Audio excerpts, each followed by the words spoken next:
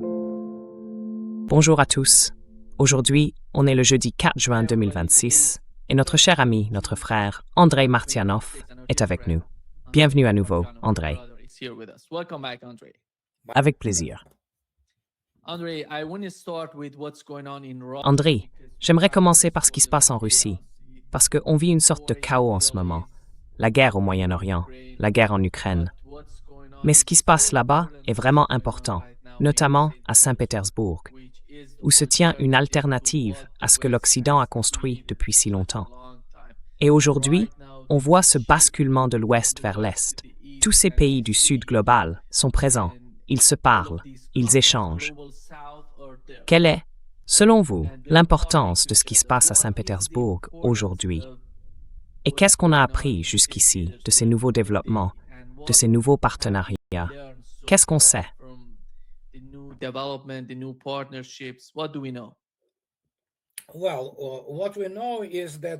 Eh bien, ce qu'on sait, c'est que ce qu'on appelle Davos, cette soi-disant culture, qui n'est pas une culture, mais une décadence, autrement dit, le Forum économique mondial, est mort.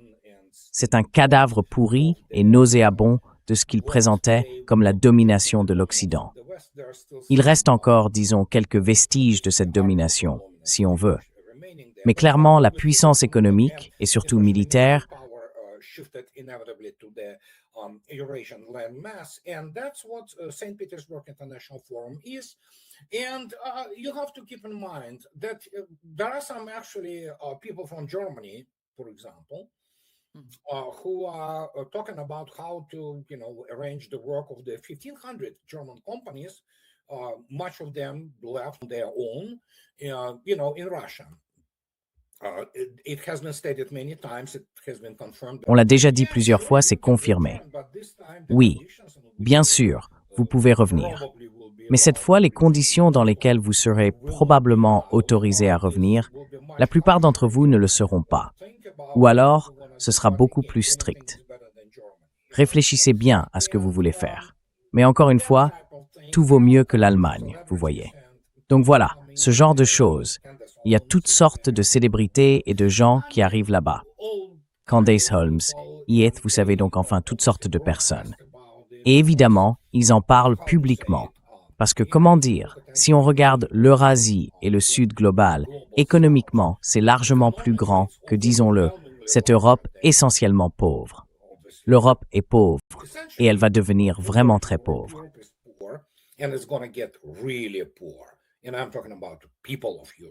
Et je parle des peuples d'Europe qui s'appauvrissent.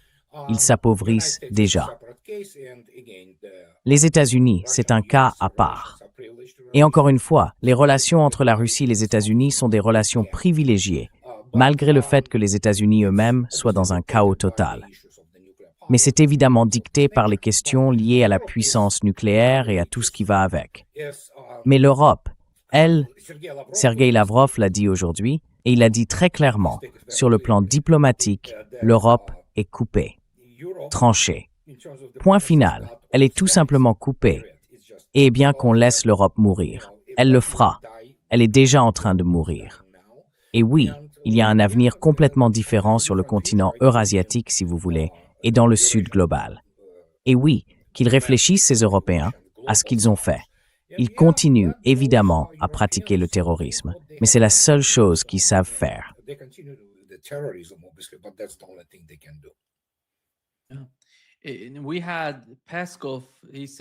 Peskov a déclaré que Poutine ne prévoyait aucun contact avec la délégation américaine lors du Forum économique international de Saint-Pétersbourg, car ce n'est pas, selon lui, le domaine de compétence du Kremlin. Il l'a d'ailleurs rapporté à l'agence TASS. Et alors, Andrei, qu'est-ce qu'on sait des négociations? Est-ce qu'il y a d'une manière ou d'une autre des discussions entre les États-Unis et la Russie?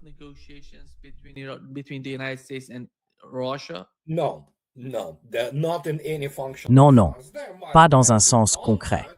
Il peut y avoir des contacts, mais encore une fois, ce ne sont pas des négociations.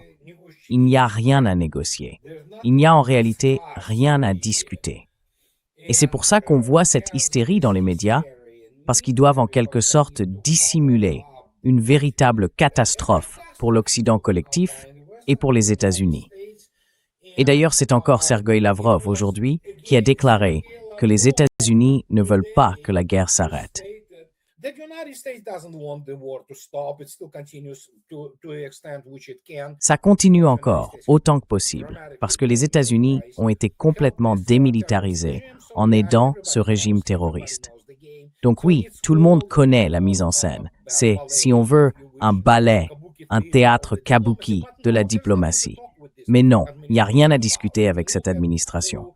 Franchement, regardez qui sont ces gens à Washington. Vous verriez, vous asseoir à la même table que Rubio? Aucun diplomate respectable ne le ferait, soyons clairs. Et encore moins avec ces escrocs issus de la mafia immobilière new-yorkaise, comme Kushner et compagnie, probablement tous deux agents du Mossad, avec le président qui, lui, n'a clairement plus toute sa tête. Alors oui, de quoi voulez-vous qu'on parle? Avec qui? Il n'y a là-bas ni gens compétents, ni personne consciente qu'une véritable tragédie est en train de se dérouler aux États-Unis, et ainsi de suite. Non, il n'y a rien à dire. Et on ne discute pas avec un camp militairement faible. L'une des principales choses qu'ils essaient de cacher, c'est à quel point l'armée américaine est faible, un vrai tigre de papier. Voilà, c'est tout.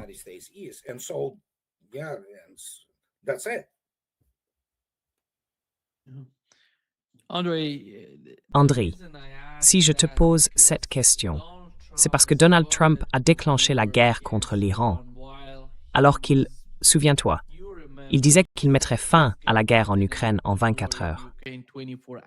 Oui, bien sûr. Il n'a rien fait. Rien du tout. Il fournissait des armes à l'Ukraine. Il en vendait, il a même dit « Je vends des armes à l'Europe et elles vont être envoyées en Ukraine ». Et maintenant, il y a une nouvelle guerre au Moyen-Orient qui, d'une manière ou d'une autre, est en train de s'intensifier. L'escalade se fait petit à petit, mais elle est bien là. On a vu les attaques contre un pétrolier iranien, puis contre l'île iranienne de Keshm, et la riposte iranienne sur le Koweït et Bahreïn. Le CENTCOM a déclaré avoir intercepté tous les drones et missiles qu'ils ont essayé d'utiliser contre eux. C'est de ça qu'ils parlent. Mais les images qui sortent montrent autre chose.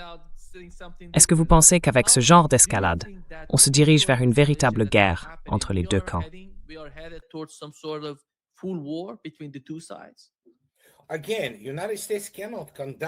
Encore une fois, les États-Unis ne peuvent pas mener ce que vous appelez une guerre totale. Qu'ont-ils vraiment pour ce genre de guerre? C'est une opération assez primitive sur le plan stratégique, parce qu'en réalité, la seule chose qu'ils savent faire, c'est tout miser d'un coup. Quel que soit le niveau de leurs armements, les États-Unis en ont très peu qui restent. Ce ne sont pas mes mots, ce sont ceux, vous savez, de ces experts militaires américains du Centre d'études stratégiques et internationales. Même eux reconnaissent, eh bien bon sang, qu'ils en sont à gratter le fond du baril et qu'il faudra des années avant de pouvoir reconstituer ces stocks.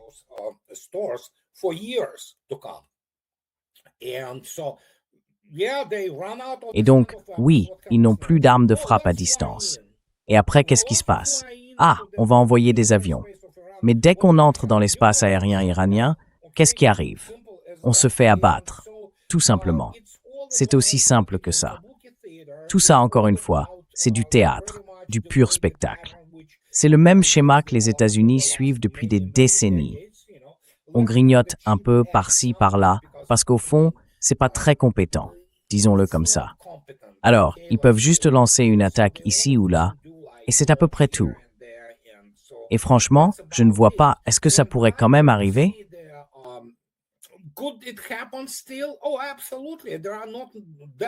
Ah, absolument.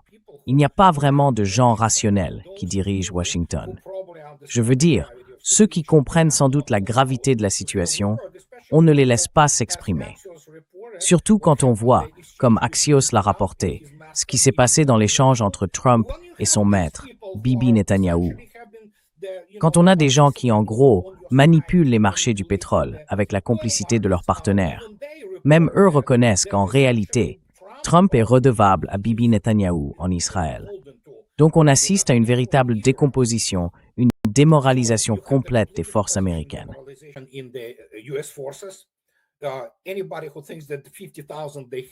Franchement, toute personne qui pense que les 50 000 qu'ils ont là-bas suffisent pour mener une opération sérieuse, j'ai un pont à lui vendre.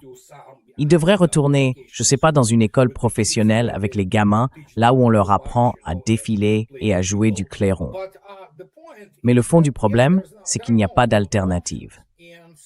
Donc, si on suit ce que disent Larry Johnson et Pepe Escobar, à propos du fait que, apparemment, Pashinyan aurait parlé au Premier ministre du Pakistan, enfin, au président du Pakistan, sur une ligne ouverte, eh bien, on peut en déduire que l'Iran possède désormais l'arme nucléaire. Et si c'est vrai, franchement, ça ne me surprendrait pas.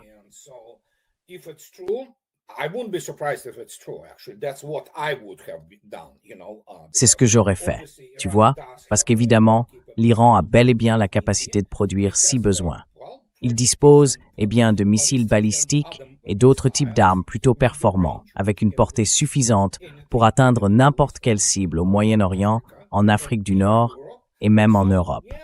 Donc oui, ce qu'il reste, c'est de suivre cette hypothèse, ou plutôt, ce n'est pas vraiment une hypothèse. C'est plutôt un ensemble d'indices et de conclusions circonstancielles. En gros, il ne manquerait plus à l'Iran que de faire exploser un de ses engins quelque part dans le désert, puis de dire « Voilà, vous voyez. Alors, discutons maintenant. » Et comme Larry l'a justement souligné d'ailleurs, et je le rejoins sur ce point, il y a bien un changement dans la rhétorique de Trump.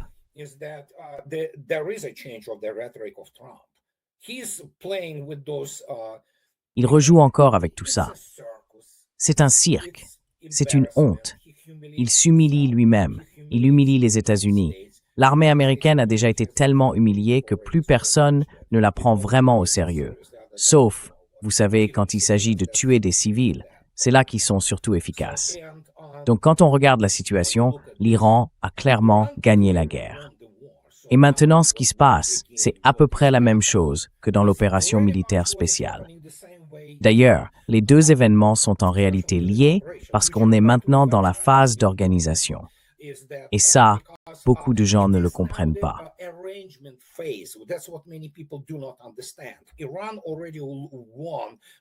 L'Iran a déjà gagné militairement dans cette guerre. Non seulement ils ont tenu, mais ils ont même renforcé le pays après. C'est un peu comme, tu sais, ce moment célèbre que j'adore, dans le 5e élément, quand le vaisseau spatial tire sur cette planète maléfique et qu'au lieu de la détruire, elle ne fait que grandir, grandir et encore grandir. Eh bien, c'est exactement ça. Sauf que cette fois, l'Iran n'est évidemment pas le mal. L'Iran représente et est soutenu par l'immense majorité des peuples du monde. Alors que veux-tu que je dise? À Washington, ils ne sont bons à rien. Point final.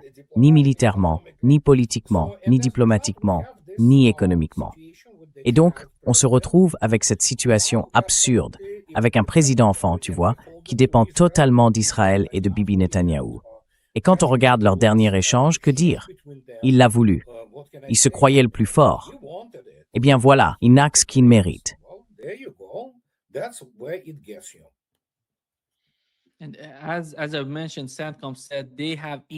Comme je l'ai dit, le CENTCOM a annoncé avoir intercepté tous les missiles et drones venus d'Iran. Et voici l'une des vidéos, Andrei, qui montre l'une des cibles des missiles iraniens. Là, on voit la base américaine au Koweït, la base aérienne Ali Al-Salem qui a été touchée. L'abri, le hangar à avions, a été frappé. Et il montre à quel point la qualité des images le prouve clairement. Ce qui est incroyable, tu sais, c'est qu'aujourd'hui, on ne peut plus nier ce qui se passe sur le terrain.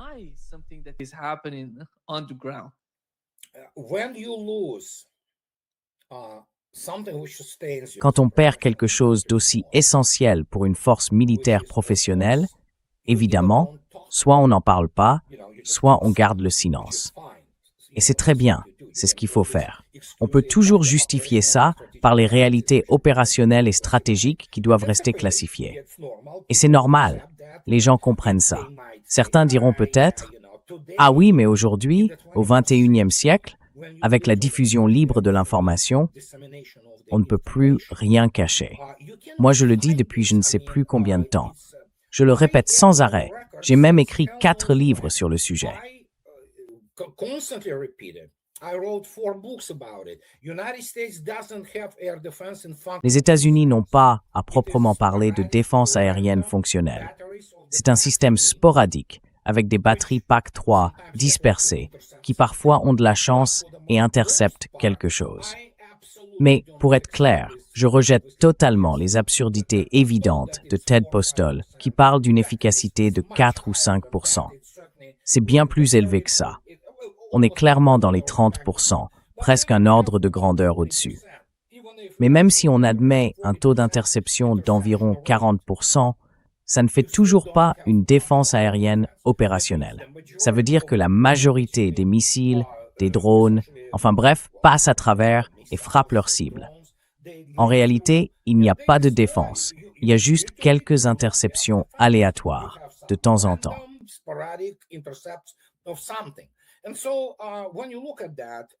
Alors, quand on regarde ça, oui, c'est bien ce qui se passe.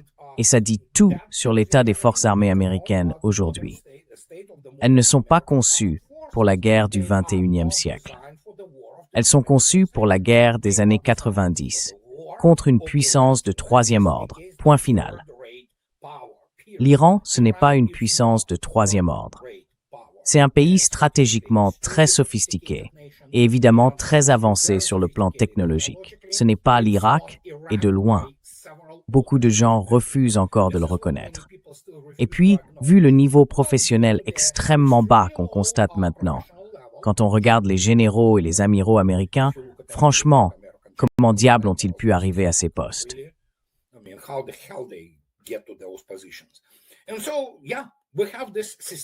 Oui, on fait face à une crise systémique. Ce n'est pas juste une crise, c'est une décomposition. Parce que si les États-Unis veulent survivre en tant que pays, et quand leur armée sera à nouveau rétablie, au moins en apparence, elle ne sera pas vraiment efficace, à moins qu'ils renoncent à ces visions stratégiques idéalistes, à ces habitudes, si on veut, qui viennent de l'immédiat après-guerre. À cette époque, les États-Unis étaient, disons-le, très prospères sur le plan économique et disposaient d'une grande influence dans le monde. Ce n'est plus du tout le cas aujourd'hui.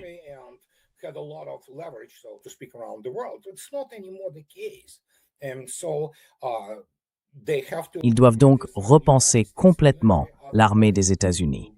Sinon, elle a déjà ruiné le pays et la situation va encore empirer avant de s'améliorer. Et ça, c'est une discussion pour de vrais professionnels, pas pour tous ces politologues formatés qui se prennent pour une sorte de branche politique du Pentagone. Pas que les généraux du Pentagone soient beaucoup plus compétents d'ailleurs. Mais le fond du problème, c'est que les États-Unis doivent revoir entièrement leur doctrine de défense. Parce qu'ils doivent soit cesser d'être une puissance expéditionnaire, puisque c'est tout ce qu'ils sont, soit accepter ce qu'ils sont vraiment, une puissance impériale. Point final. Leur armée est faite pour écraser des révoltes menées par des puissances de second ou de troisième rang, d'accord? Mais mener une vraie guerre, ça, elle ne sait pas faire. Elle n'a jamais su. La seule exception, évidemment, c'était la Seconde Guerre mondiale, pour laquelle les États-Unis ont à juste titre reçu un certain mérite.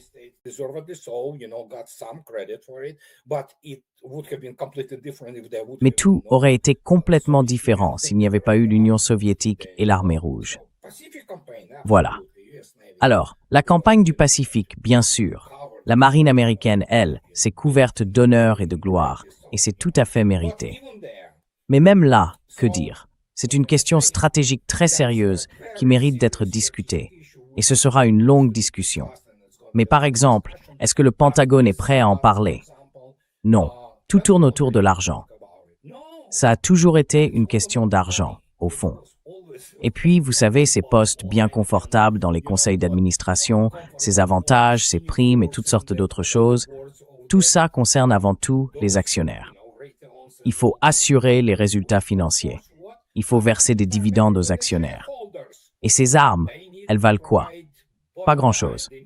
L'Amérique, sur le plan technologique, est aujourd'hui en smart, Tanzadine.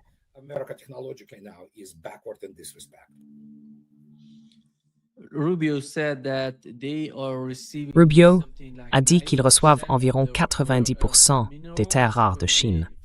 Donc il faut absolument diversifier ça. C'est pour cette raison qu'il est allé en Arménie pour conclure un nouvel accord entre les États-Unis et l'Arménie afin de remplacer la Chine, ou au moins de réduire leur dépendance vis-à-vis d'elle. Il semble, Andrei, que ce sommet avec Donald Trump et toutes ces visites de responsables américains en Chine ne se soient pas très bien passées.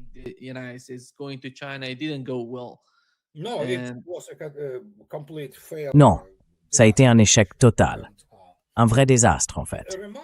Ce qui est remarquable, c'est que si on met de côté toutes les questions morales et qu'on regarde froidement les faits, les réalités géopolitiques et l'équilibre des puissances, il est évident que les États-Unis doivent diversifier leurs ressources.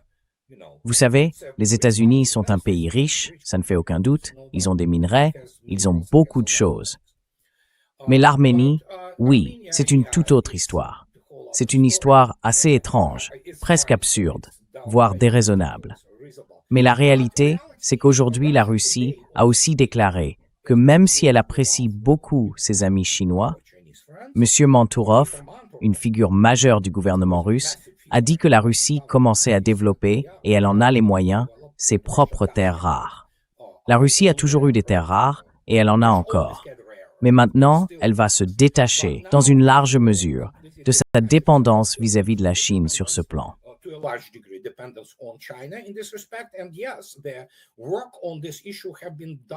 Oui, le travail sur cette question a déjà été fait. En tout cas pour la reconnaissance, pour le développement des ressources, il y a déjà quelques années. Donc maintenant, ils commencent vraiment à passer à l'échelle industrielle. Vous voyez, le développement de leurs ressources, des mines et tout ce qui va avec. Donc oui, c'est normal. C'est normal. Ce qui n'était pas normal, c'était presque le monopole que la Chine avait dans ses relations avec les États-Unis. De ce point de vue-là, les États-Unis font ce qu'il faut, clairement. Mais ils vont s'en sortir. Enfin, c'est encore une autre histoire, mais oui, ils le feront. Et ce mouvement, qui consiste en gros à se séparer, surtout dans les secteurs critiques pour la défense nationale et la sécurité du pays, c'est tout à fait normal. C'est même un mouvement naturel de la part des pays concernés, y compris la Russie. Donc, dans ce cas précis, les États-Unis font objectivement le bon choix.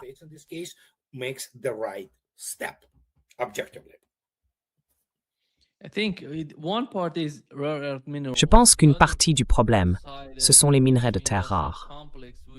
L'autre aspect du complexe militaro-industriel, c'est la vitesse à laquelle ils peuvent reconstruire ou remplacer les missiles et les intercepteurs qu'ils ont utilisés dans cette guerre contre l'Iran. Et ça, c'est une autre histoire de leur côté. Même Donald Trump en a parlé, en disant que la société Ford les aidait, que d'autres entreprises les aidaient à fabriquer de nouveaux missiles. Je ne vois pas très bien comment on peut passer de la construction de voitures à la fabrication de...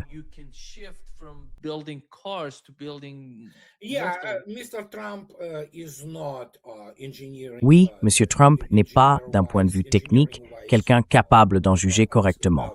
Évidemment, il a des conseillers qui lui en parlent. Le problème, c'est qu'on ne peut pas accélérer les choses. Comme cela a déjà été dit, le rapport du Centre d'études stratégiques et internationales est sorti. Pour simplement revenir au niveau d'avant, avant le début avec l'Iran, il faudra plusieurs années. Sur certains postes, il faudra même de nombreuses années, 5 ou 6 ans. D'autres, au moins 2 ou 3 ans. Et au final, qu'est-ce que ça apporte? Ça ne donne aucun avantage technologique, parce qu'en réalité, ce sont des systèmes anciens. Oui, ils peuvent y mettre le PRSM à plus longue portée, ou peu importe le nom de ce truc, il peut voler plus loin.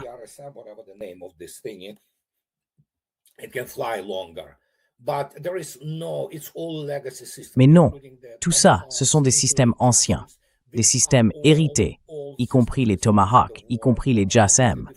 Ce sont tous des systèmes conçus pour une guerre complètement différente, contre des pays qui d'abord n'ont pas de défense aérienne et ne peuvent pas riposter. Ce n'est pas du tout la situation actuelle. Et comme la Russie l'a démontré, quelqu'un était vraiment au bon endroit, au bon moment, quand ils ont montré ce qui se passe quand un zircon arrive, quand de vraies armes hypersoniques arrivent. Il n'y a tout simplement pas de comparaison. Et cette technologie va se diffuser, se propager dans le domaine militaire de ces pays, sur ce qu'on appelle le continent eurasiatique. Et si les États-Unis pensent qu'ils peuvent changer quoi que ce soit avec, disons, 3000 Tomahawks, eh bien, j'ai un pont à leur vendre.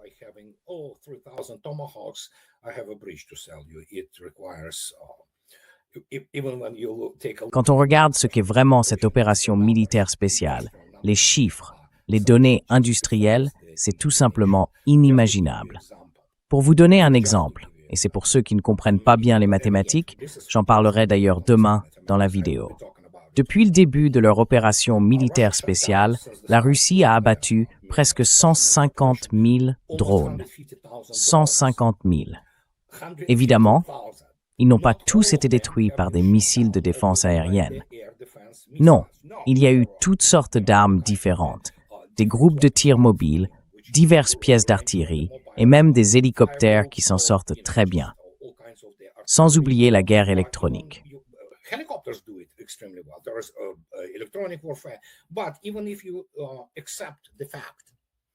Mais même si on admet que sur ces 150 000, 50 000 drones ont été abattus par des missiles de défense aérienne, et là je suis très modeste, c'est sans doute bien plus que ça. Même en prenant ce chiffre de 50 000, réfléchissez-y. 50 000 missiles de défense aérienne utilisés uniquement contre des drones. On ne parle même pas des autres cibles, comme les missiles de croisière, les armes d'attaque ou les systèmes HIMARS, qui s'ajoutent encore à tout ça. Alors, qu'est-ce que ça veut dire? Ça veut dire que la Russie a produit, en gros, 70 000 missiles de défense aérienne au cours des 4 dernières années. Et combien de missiles de défense aérienne ont été produits pour des systèmes déjà dépassés, comme le Patriot PAC-3, qui, franchement, n'intercepte rien du tout, ou le THAAD, dont les États-Unis ont perdu la moitié en à peine 50 jours. Réfléchissez-y. Ils en produisent environ 200 par an. Think about it. They produce about 200 a year. Think about it. And now when you calculate this, Réfléchissez-y. Aujourd'hui, si on fait le calcul, la Russie produit environ 18 000 missiles de défense aérienne par an. Et là encore, j'étais vraiment, ces gens-là ne comprennent pas. Ils n'en croient pas leurs yeux, parce qu'ils sont incompétents sur le plan militaire, industriel et économique. Ils jugent tout uniquement en fonction du prix. Si vous regardez leur fils d'actualité, chaque jour je tombe sur quelque chose qui s'affiche sur mon écran. C'est toujours du genre, regardez ça, ce truc à 12 milliards de dollars. Mais franchement, qui s'en soucie? Que ce soit 12 ou 25 milliards, la vraie question c'est, est-ce que c'est efficace? Est-ce que ça peut accomplir les missions de combat? Non.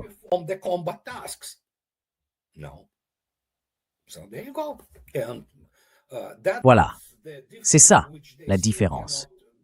Et ils ne comprennent toujours pas qu'ils sont, militairement parlant, des tigres de papier. Les États-Unis ne sont pas capables de mener de grandes opérations combinées. En réalité, ils ne l'ont jamais vraiment été après la Seconde Guerre mondiale. Eisenhower était un génie, celui qui a mis fin, en gros, à l'effusion de sang en Corée, parce qu'il a été le dernier grand stratège américain, avec George C. Marshall. Et après eux, qu'est-ce qu'on a eu? Toute une série d'amateurs aux commandes. Ils ont perdu toute leur guerre, parce qu'ils ne comprennent pas ce à quoi ils sont confrontés. Et maintenant, on en est là. Et encore une fois, personne ne sait combien de missiles possède l'Iran.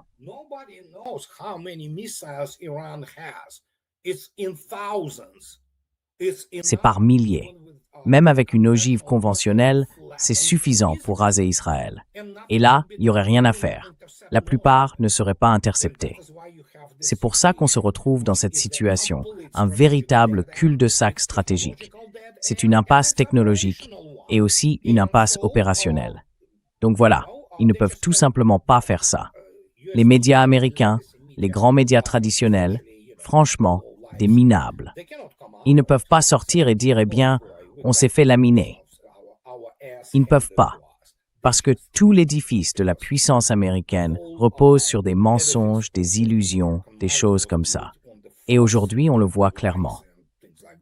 here we are today, and we can see it. So, but Trump, yeah, and there are all kinds of neocons. Mais Trump, oui, il y a toutes sortes de néoconservateurs, de gens qui détestent la Russie et d'autres qui détestent l'Iran, qui vont pousser pour une nouvelle intervention, sans comprendre parce qu'ils sont incompétents, sans comprendre que les États-Unis n'ont tout simplement plus aucune ressource, point final, pour faire quoi que ce soit à ce sujet.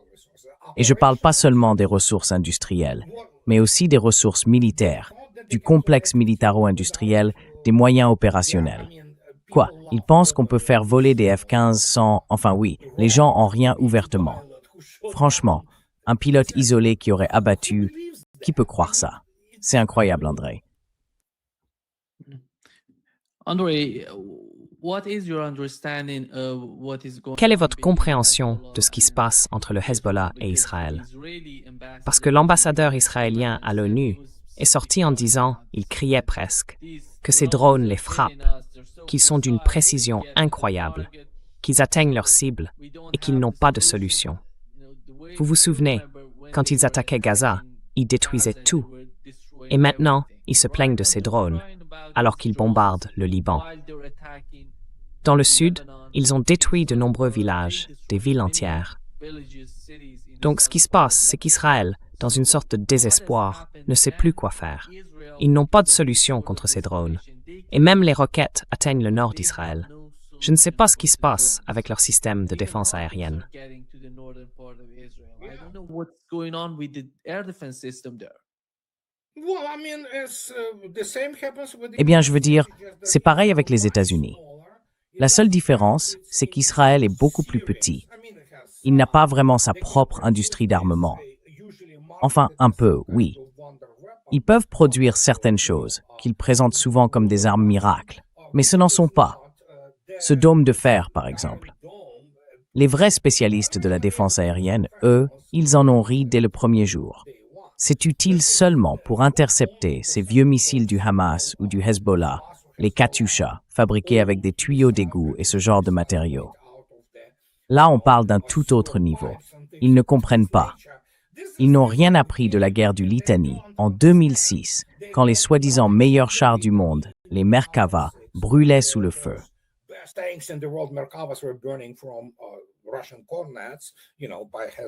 Les cornets russes, vous savez, utilisés par le Hezbollah.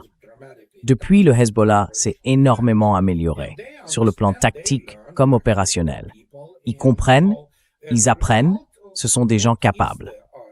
Et donc, en conséquence, qu'est-ce que c'est que l'armée israélienne aujourd'hui? Essentiellement des bataillons punitifs. C'est la seule chose qu'ils savent faire.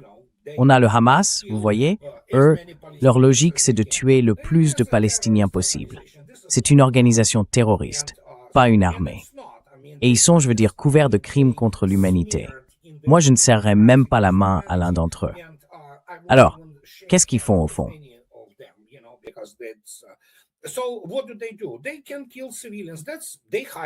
Ils peuvent tuer des civils. Ils se cachent derrière les civils. C'est ce qu'ils font. Et maintenant, quand ils se retrouvent face à une force qui riposte vraiment et qui le fait avec une bonne compréhension des réalités tactiques et opérationnelles du champ de bataille, eh bien c'est une force clairement très tactique, très compétente, très douée pour tendre des embuscades, excellentes sur ce plan. Et ce ne sont pas, si on peut dire, des tactiques partisanes ou de guérilla. Non, c'est clairement une approche de guerre combinée, avec des armes coordonnées.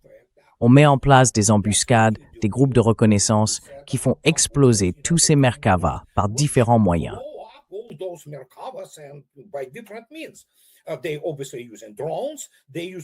Ils utilisent évidemment des drones. Ils utilisent les mêmes vieux systèmes, vous savez, les cornettes et tous ces missiles anti-chars. Et maintenant, ils emploient des roquettes que le dôme de fer ne peut pas intercepter. Un système d'ailleurs largement surestimé. Et pour commencer, ils détruisent simplement ces systèmes, comme je l'ai déjà dit. Les États-Unis et Israël sont enfermés dans une sorte de relation de dépendance mutuelle.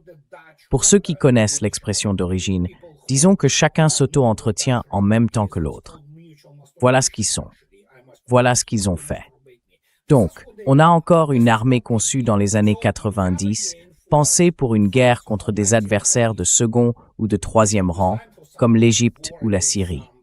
Et tout à coup, elle se retrouve dans un vrai combat, un affrontement sérieux, avec des gens qui ne sont pas simplement des Arabes.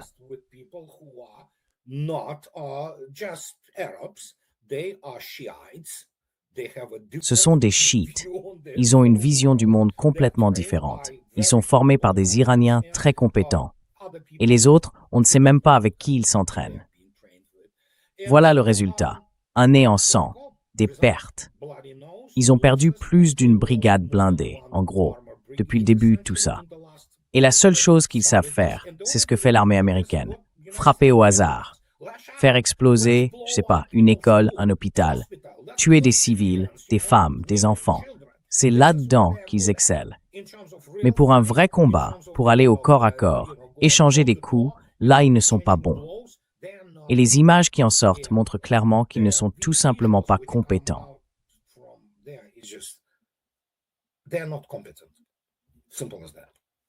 C'est aussi simple que ça. Le problème des drones est vraiment grave en Israël.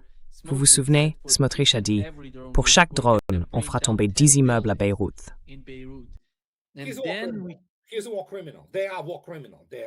C'est un criminel de guerre. Ce sont des criminels de guerre. Le gouvernement israélien est un gouvernement criminel de guerre. On assiste à un nazisme juif, à un fascisme juif, et c'est exactement ce qu'ils font. Ils procèdent à un nettoyage ethnique, à un véritable génocide. Voilà. Israël n'a aucun droit de rester un pays, parce qu'en réalité, c'est l'équivalent de l'Allemagne nazie au Moyen-Orient. C'est ce qu'ils sont.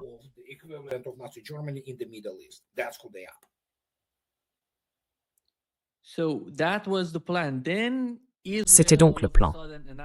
Et puis tout à coup, Israël a annoncé « Nous allons frapper Daïa. Vous devez partir, vous devez évacuer la ville. » Beaucoup de gens vivent là-bas, à Daïa, dans le sud de Beyrouth. Alors, l'Iran est intervenu et a dit « Si vous attaquez Daïa, nous frapperons de la même manière le nord d'Israël. Vous devez évacuer. » Ensuite, il y a eu cet appel téléphonique dont vous avez parlé entre Benjamin Netanyahu et Donald Trump. Il semble donc que Donald Trump se retrouve dans une situation où il n'a aucune solution. Et il n'a aucune issue. Il n'en a jamais eu.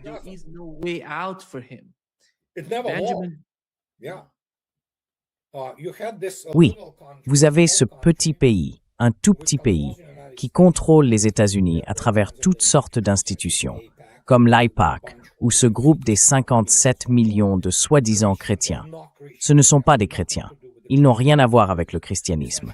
Ce sont, en réalité, des juifs talmudiques, enveloppés dans une rhétorique chrétienne, avec leur Bible de Scofield, qui est une hérésie totale. Donc oui, vous avez ces gens-là, et ils exercent leur contrôle de cette manière. Et oui, les États-Unis, eh bien, doivent mourir, selon eux. Ils veulent aussi effacer l'identité américaine, qui n'a rien d'israélien.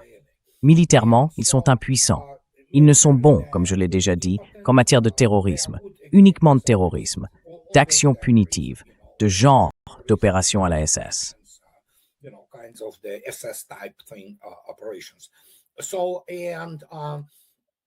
Et donc, ils n'ont pas vraiment de ressources. Israël, malgré tout son tapage, en réalité, c'est un petit pays avec une petite économie. La seule chose qu'ils produisent vraiment, c'est quelques secteurs marginaux. Enfin oui, les chars Merkava, un peu d'électronique. Ils ont une industrie pharmaceutique correcte, une industrie écologique aussi, mais pour l'essentiel, beaucoup de ce qu'ils font dépend des États-Unis. C'est pour ça qu'ils pompent le sang des contribuables américains. Et comme vous le savez, jusqu'à 18 milliards de dollars leur parviennent chaque année, y compris bien sûr l'accès à la plupart de ce que produit le complexe militaro-industriel américain, même si, franchement, ce n'est pas forcément fameux.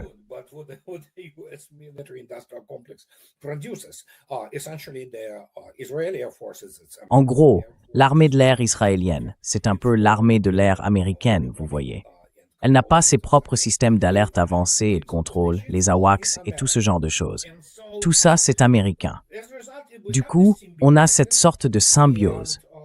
Et cette symbiose, eh bien, elle marque la fin des États-Unis comme véritable grande puissance. Je veux dire, les États-Unis garderont toutes leurs armes nucléaires, bien sûr. Mais en réalité, Et on en parle ouvertement. C'est le premier président américano-israélien. C'est M. Trump. Voilà. Trump. So, there you go. Et l'autre problème, c'est qu'à l'aéroport Ben Gurion, on voit tous ces avions citernes, ces appareils de ravitaillement, garés là, à découvert. À découvert. Et si quelque chose se passe, ils vont être touchés. Yeah, that's what it comes down to. And again, do not Oui, forget, oui, the c'est only exactement thing they know ça. how to do Et encore une fois, n'oubliez pas, la seule chose qu'ils savent faire, c'est marcher. Vous décollez de la piste, vous prenez votre KC 135, vous arrivez là-bas, vous faites le plein, vous entrez dans n'importe quel espace aérien et vous bombardez des gens qui ne peuvent pas riposter. Mais ça ne marche plus comme avant. Non, ça ne marche plus. Le plus grand secret d'Israël et de l'Amérique, des États-Unis aujourd'hui, et ça a duré un moment, c'est à quel point ils sont impuissants. La seule façon pour eux de donner une autre image, c'est à travers leur, disons, leurs prostituées. Oui, c'est bien le mot. C'est ce qu'ils sont littéralement dans les grands médias américains et à Hollywood. in the US legacy media and Hollywood. There's another bunch of Satanists there. Il y a encore un autre groupe de satanistes là-dedans. Et c'est tout ce qu'il reste en fait. En réalité, comme je l'ai déjà dit, la puissance conventionnelle des États-Unis est extrêmement faible. Israël, lui, ne compte même pas vraiment. Leur armée est conçue pour affronter des Arabes incompétents, à moitié instruits, qui parfois ne se définissent même pas comme des nations. Ils se définissent d'abord et avant tout comme des musulmans sunnites. Et seulement ensuite, en deuxième ou troisième position, ils commencent à se voir comme Égyptiens, Syriens ou autres. Ce sont avant tout des musulmans sunnites. C'est ce qu'ils sont. Et Israël a trouvé la clé pour les contrôler. Il suffit d'acheter leurs dirigeants, totalement corrompus et prêts à se vendre. Which is utterly corrupt, and so there you go. Oui, c'est tragique pour les pays du Golfe. Et leurs dirigeants sont complètement déconnectés de la réalité de ce qui se passe. Well, I mean, that's how they lived for. Eh bien, je veux dire, c'est comme ça qu'ils ont vécu pendant 1000 ans, et ils continueront à vivre comme ça. La rue arabe ne compte que dans la mesure où ces élites, soi-disant totalement corrompues par les États-Unis et Israël, restent au pouvoir. Eux, ça leur va très bien. Vous savez, ils se moquent complètement de leur peuple, ils s'en fichent. Les Arabes là-bas vivent dans une pauvreté extrême. Et la seule chose qu'ils ont réussi à faire, c'est en gros créer ce Disneyland, disons ce centre commercial en plastique à Dubaï et aux Émirats arabes unis ou en Arabie saoudite, en construisant ces immeubles, là où la plupart d'entre eux se trouvent en fait. Et donc, oui, voilà ce qu'ils font. Le reste, eh bien oui, ils utilisent de la main-d'œuvre esclave. The rest of it, well, yeah, they use slave labor. They're fine with this. The only, Ils sont très bien avec ça. Le seul rêve de ces gens-là, tu vois, c'est d'avoir un bon poste dans une agence bancaire, de ne rien faire de la journée et de toucher de l'argent. C'est comme ça, tout simplement. Et ça ne peut pas changer, parce qu'il faudrait, disons, des milliers d'années de reconditionnement. On ne peut pas les reconditionner. Et donc, dans ce cas-là, oui, les Israéliens ont très bien compris la situation. Parce que, évidemment, à bien des égards, c'était surtout des Juifs européens. Ce n'étaient pas des Juifs israéliens à l'origine, mais des Européens en fait. Et ils étaient très bons dans des domaines comme la sociologie, la science, bref, dans la compréhension de la nature même de la civilisation.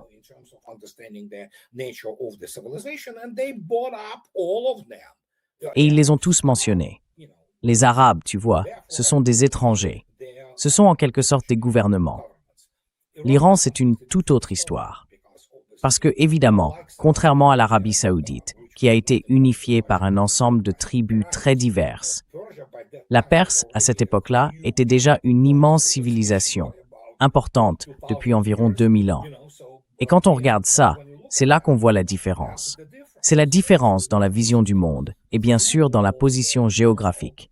L'Iran est un pays très divers, riche sur le plan géologique et naturel. Il y a le Mazandaran, avec ses forêts et ses magnifiques côtes sur la mer Caspienne, et d'autres paysages de ce genre. Donc oui, on parle d'une civilisation très riche. Et ça compte.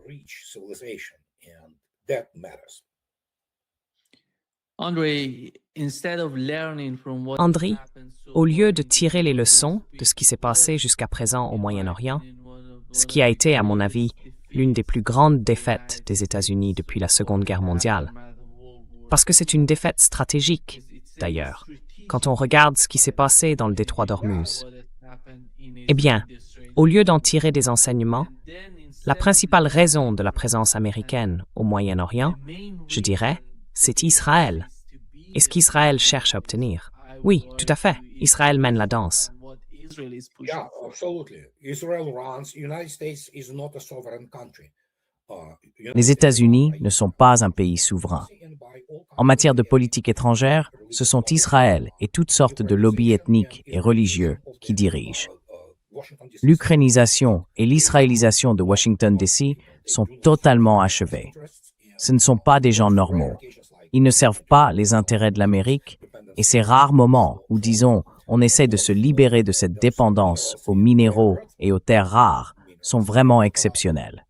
La plupart du temps, c'est une soumission totale à Israël et au lobby israélien. Et de toute évidence, le président pense qu'il est le plus grand de tous les présidents. Evidently, Mr. President thinks that he is the greatest president of them all. Sachant ce qui s'est passé, et en voyant le Congrès aux États-Unis, qui veut fusionner l'armée américaine et la marine américaine avec Israël, c'est un énorme piège stratégique pour les États-Unis. Oh no, it already happened. Oh non, c'est déjà arrivé. En fait, contrairement à beaucoup de gens qui en font tout un drame, il faut comprendre que c'est déjà fait. Ils ont fait que le formaliser. Israël dirige le Pentagone. Israël contrôle cet endroit. Si vous regardez les responsables politiques, ceux qui s'occupent de la partie politique du Pentagone, ce sont tous des néoconservateurs. Ça a toujours été le cas. En gros, demandez à Larry Wilkinson. Il vous dira que dans les faits, ce sont les Israéliens qui dirigent le Pentagone. Et c'est pour ça que l'armée américaine est nulle, franchement. Donc quand on regarde ça, c'est déjà arrivé. Israël peut venir, vous espionner, et vous finirez par libérer leurs espions, même si vous ne le pouvez pas.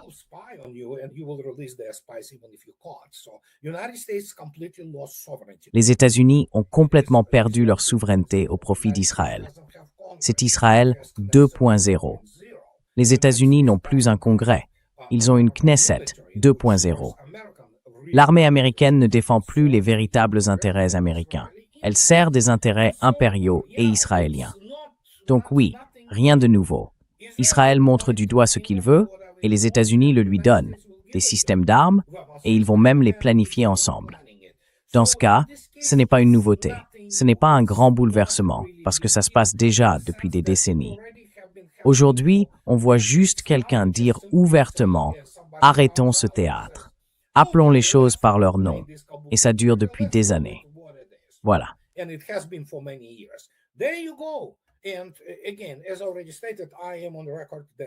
Et encore une fois, comme je l'ai déjà dit, c'est un fait établi. Ça dure depuis de nombreuses années. Et ce n'est pas une question de « Enfin, qu'est-ce qui va se passer ?» Bon, ils vont leur donner d'autres F-35. Peut-être aussi quelques systèmes C4ISR. Ils peuvent... Enfin, ce n'est pas grand-chose, en réalité. C'est comme ça que ça a toujours été. Regardez les forces de défense israéliennes, les FDI. Combien d'armes de pointe sont vraiment israéliennes là-dedans? La plupart viennent des États-Unis. Ou par exemple, dans le domaine naval, c'est construit en Allemagne ou en France. Des sous-marins jusqu'à la flotte de surface, tout ça. Beaucoup oublient qu'ils ont en gros volé leur vedette lance-missiles à la France dans les années 70. Donc oui, voilà, c'est juste ça.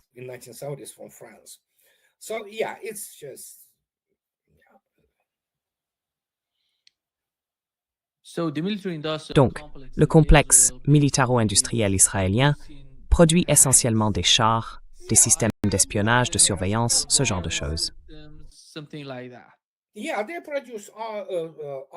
Oui, ils produisent des blindages. Ils fabriquent des armes légères, souvent basées sur des modèles soviétiques. Ils produisent toutes sortes de mines. Ils fabriquent aussi une partie de l'électronique, évidemment. Et quand on regarde tout ça, on ne parle pas d'armes nucléaires, qu'Israël n'a officiellement pas, mais qu'il a en réalité.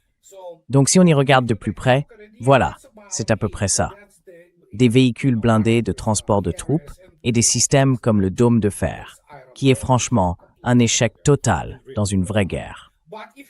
Mais si on parle des systèmes de haut niveau, ce ne sont pas vraiment les leurs, Arrow ou peu importe le nom, ce sont des produits de Raytheon et de Boeing. D'accord, ils peuvent coller une étiquette dessus avec marqué « Fabriqué en Israël ». Mais en réalité, ce sont des systèmes américains. Donc si on regarde qui fournit la soi-disant défense aérienne, les États-Unis ont déplacé beaucoup de moyennes défenses heading for Ally Rail.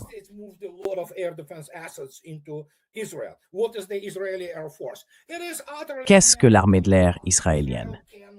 Eh bien, c'est une armée de l'air entièrement américaine. Israël ne peut pas, ils ont essayé. À une époque, ils ont copié le F-16 et l'ont appelé le Lavi. Et bien sûr, ils se sont fait taper sur les doigts après ça. Je crois que c'était sous Reagan. Mais à part ça, ils ne peuvent pas produire d'avions modernes. Ils n'y arrivent tout simplement pas. Tout leur système d'alerte avancée, tout leur matériel, c'est fabriqué aux États-Unis. Et comme je l'ai déjà dit, c'est pareil pour leur marine. Ils ne produisent rien qui ressemble à des sous-marins modernes. Tout vient d'Allemagne. Leur flotte de surface aussi est construite en Allemagne, en France, ce genre de choses. Voilà, c'est à peu près tout. Alors, si on enlève tout ça, qu'est-ce qui leur reste? Eh bien, ils auraient, en gros, une armée arabe avec un peu de défense aérienne et ce genre d'équipement. Mais ils ne seraient pas capables de construire leur propre armée de l'air, pas pour le XXIe siècle.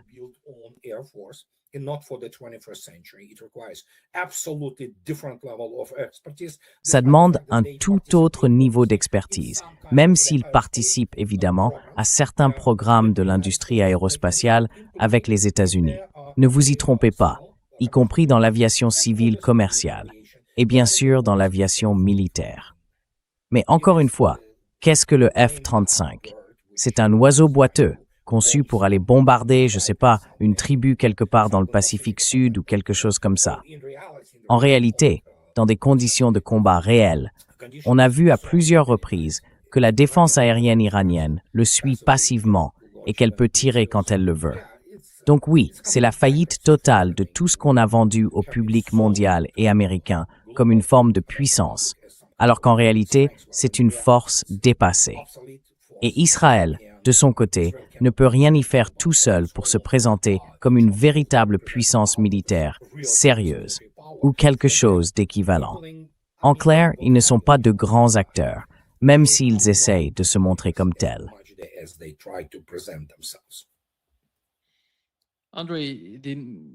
André, cette façon dont le Congrès pousse pour réunir ces deux armées, comme tu l'as dit, elles sont déjà ensemble. Mais là, ils essaient de rendre tout ça officiel. Est-ce que ça veut dire que les États-Unis vont devoir mener les guerres d'Israël? Oui, parce que tu parles de la Turquie, de l'Égypte, et ça arrive.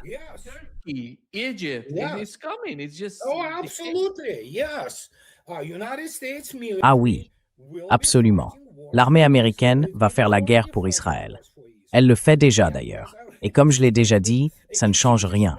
En gros, ça ne fait que formaliser une situation qui existe depuis un bon moment. Donc, oui, ils attaqueront la Turquie. Ils attaqueront l'Égypte à un moment donné, à moins qu'avant cela, Israël ne se dissolve lui-même. Mais oui, ces gens-là vont découvrir la vraie vérité sur eux-mêmes, pas tellement sur Israël. Je veux dire, seul un imbécile peut croire que des gens normaux dirigent Israël. Mais oui, ils adorent leurs comptes en banque. Et bon sang, au Caire comme à Ankara, ils adorent voir ces comptes grossir, avec leurs voitures de luxe et tout le reste.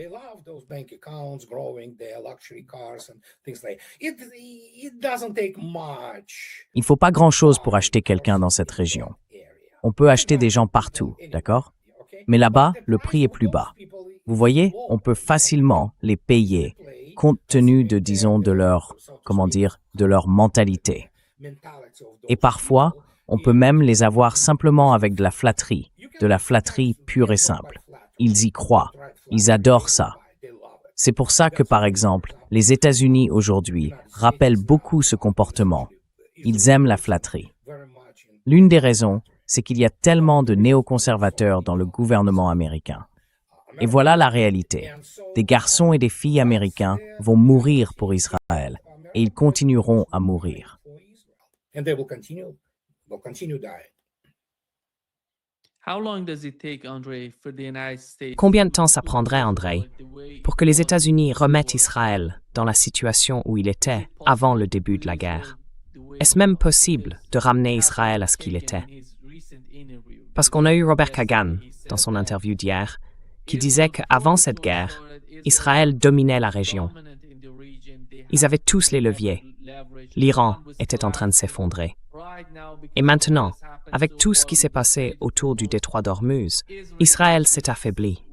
Et ils vont, enfin, c'est une catastrophe pour Israël, mais No, it's a disaster for Israel, but we understand how these guys are On comprend bien comment ces types exagèrent certaines choses. Oui, Kagan, oui, c'est l'un des idéologues du déclin américain. C'est un néoconservateur, un vrai néocon. Et puis sa famille, sa femme, cette folle Victoria Nuland. C'est elle qui a été l'une des principales instigatrices de l'implication des États-Unis en Ukraine et de l'opération militaire spéciale. Maintenant, ils essayent de le cacher. oui, donc ils ont aussi mené ça. C'est elle qui a littéralement orchestré ce coup d'État en Ukraine en 2014. Oui, on le sait. Et oui, ils dirigent cette organisation pathétique, présidée par le général Kim, qu'ils appellent l'Institut pour l'étude de la guerre. Franchement, c'est une organisation ridicule.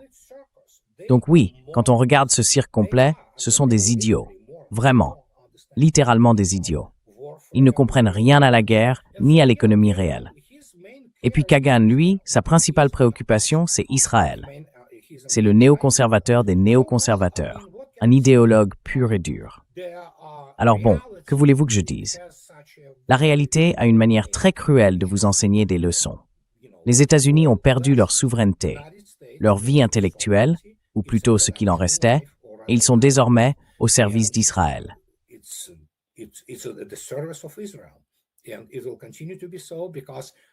Et ça va continuer comme ça, parce qu'il y a un contrôle permanent du système politique par Israël et par des agents israéliens aux États-Unis. Et il n'y a pas de personne assez courageuse et compétente pour se lever contre ça et dire « ça suffit, on veut sauver la nation ». Les États-Unis n'en ont pas.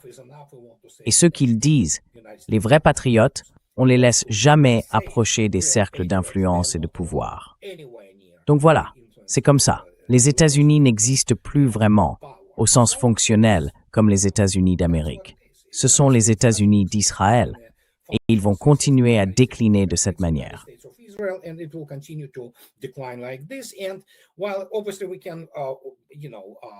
Et bien sûr, on peut toujours se dire, comment dire, ces belles choses comme quoi le vent est en train de tourner, qu'après le meurtre de Charlie Kirk, une nouvelle génération arrive. Mais peu importe le type de nouvelle génération, parce qu'aux États-Unis, quand on a de l'argent dans le système politique, on peut tout contrôler. On peut même mettre un singe ou un âne, ce que la plupart d'entre eux sont déjà d'ailleurs, au Congrès américain, et il fera exactement ce qu'on lui dit. Point final. Il faut comprendre que tous les sociopathes, ou presque, finissent par accéder au pouvoir aux États-Unis. On en a l'exemple parfait avec Biden, ou pire encore, évidemment, Trump. Ce ne sont pas des gens mentalement normaux.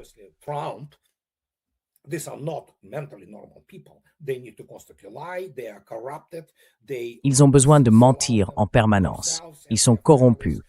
Ils se vendent eux-mêmes, ainsi que leurs familles, pour, je sais pas, leurs 38 ou peu importe, leurs pièces d'argent, leurs pièces d'or. Bref. J'ai d'ailleurs mal parlé tout à l'heure de mon album préféré de Styx, Piece of Eight. Que voulez-vous que je dise? C'est la réalité. Et c'est là où en sont les États-Unis aujourd'hui. Vous voyez, je ne parle même pas beaucoup d'Israël. Israël, tout seul, c'est insignifiant. Sans les armes nucléaires, ils ne compteraient absolument pas. Mais ce sont eux, les élites qui contrôlent. Ils contrôlent les États-Unis. Et, eh bien, les Américains s'en accommodent, surtout les baby boomers. Mais bon, ce sont ces soi-disant chrétiens, un peu cinglés, qui ne sont pas vraiment chrétiens. Ce sont des partisans d'Israël avant tout.